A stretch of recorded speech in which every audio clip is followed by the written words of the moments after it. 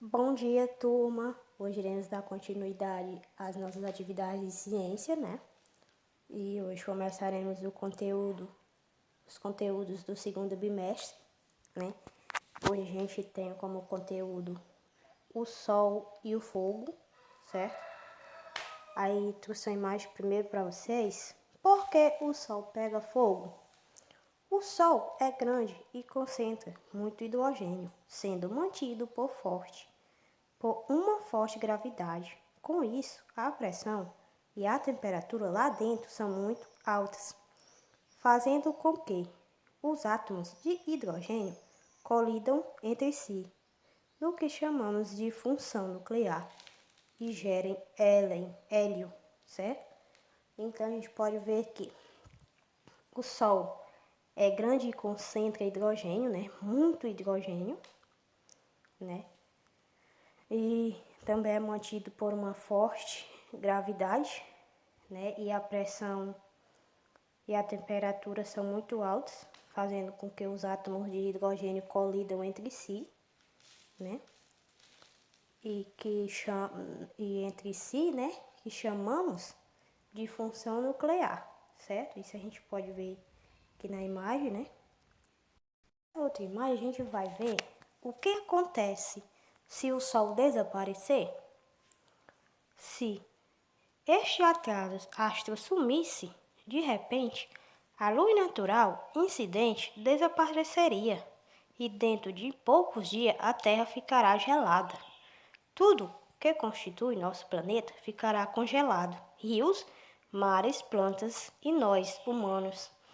Então a gente pode ver que se o Sol desaparecer, né, a Terra ficaria gelada, tudo que constitui o nosso planeta, como rios, mares, plantas e nós, né, seres humanos, né?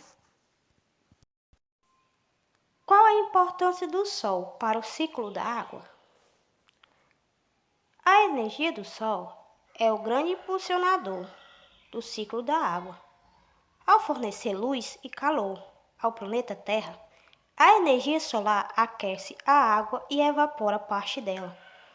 Esse ciclo está presente principalmente na superfície de lagos, rios, oceanos, folhagens das plantas, além do corpo de pessoas e animais. Então a gente pode ver que a importância do Sol para o ciclo da água é que é grande funcionador do ciclo da água e fornece luz e calor, né, ao planeta Terra. E que a energia solar aquece a água e evapora parte dela, certo?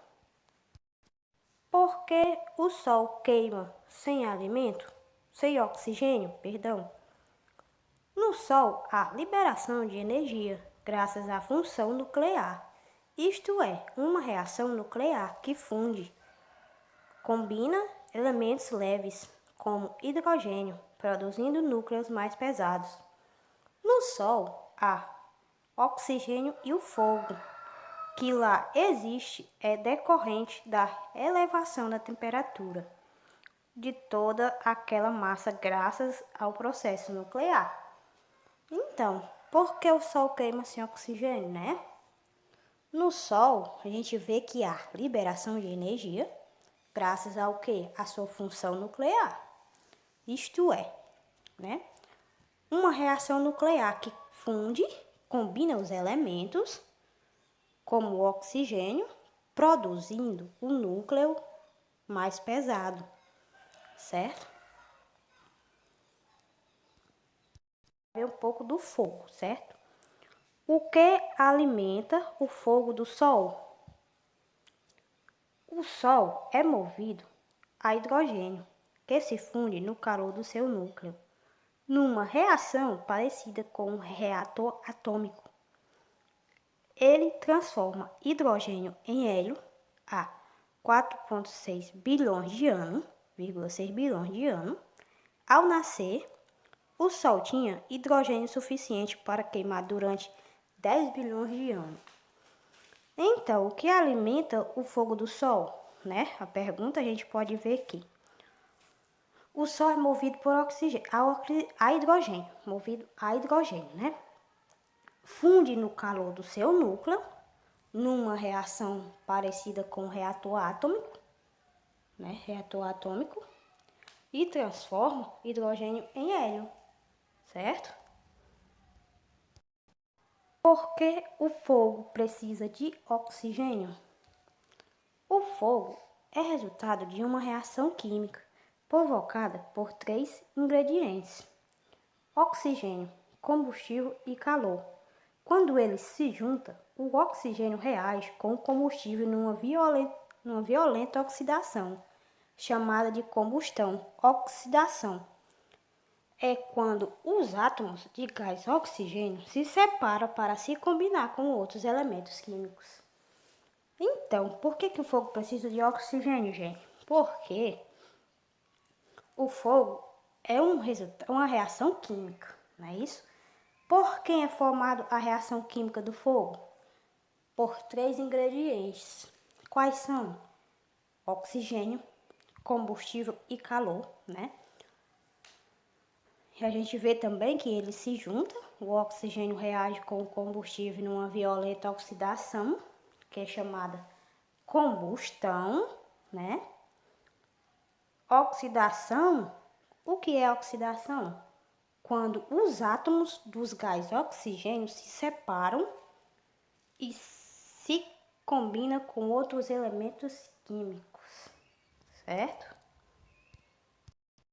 O que faz a combustão do Sol?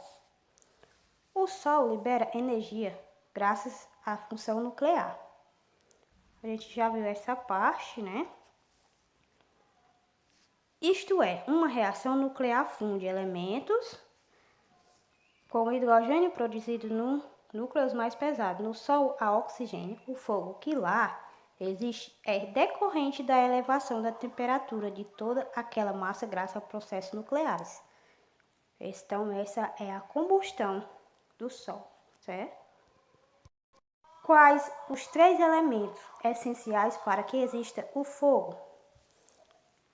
Partindo dos princípios de que para haver fogo são necessários o combustível, o comburente e o calor, formando um triângulo do fogo, ou mais modernamente, o quadrado ou tetraedro do fogo.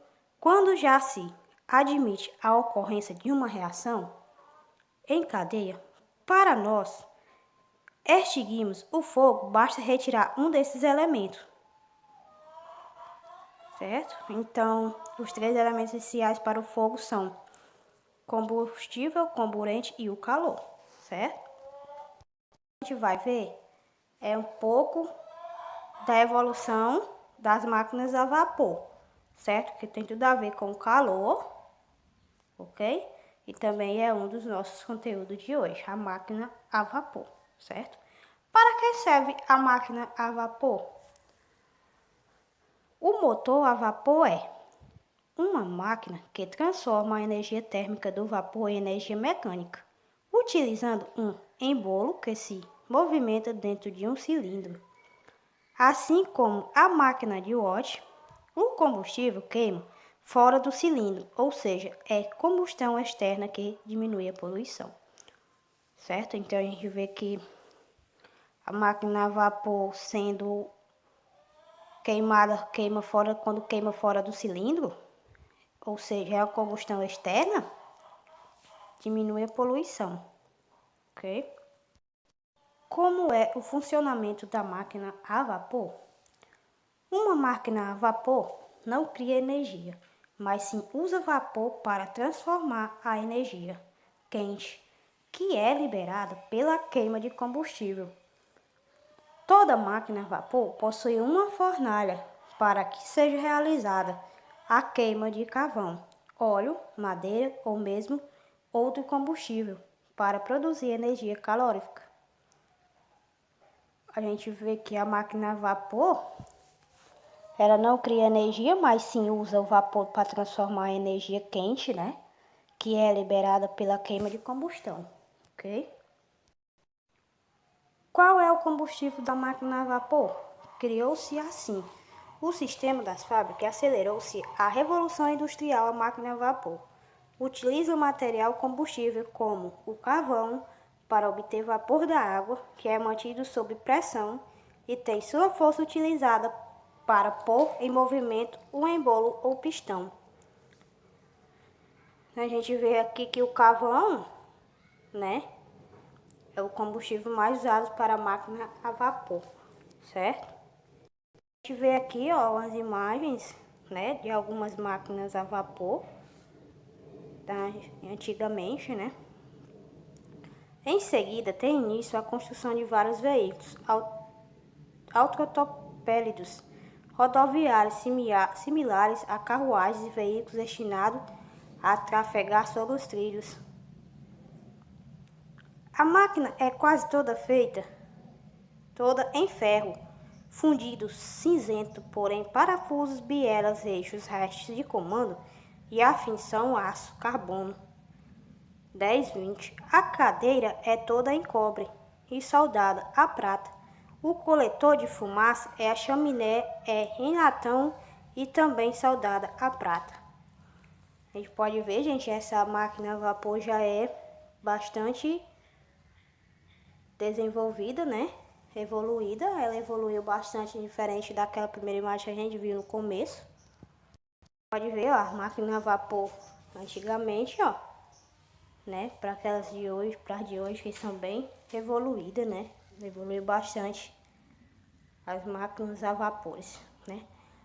Então, gente, esse foi o vídeo da aula de hoje. Espero que vocês tenham entendido. Se não tiverem entendido, me perguntem. Estarei aqui para tirar todas as respostas, as dúvidas, certo? Peço desculpas se vocês não tiverem entendido. Se tiver alguma coisa errada, me procurem. Eu irei corrigir, tá bom? Então, tenham um bom dia e uma boa aula.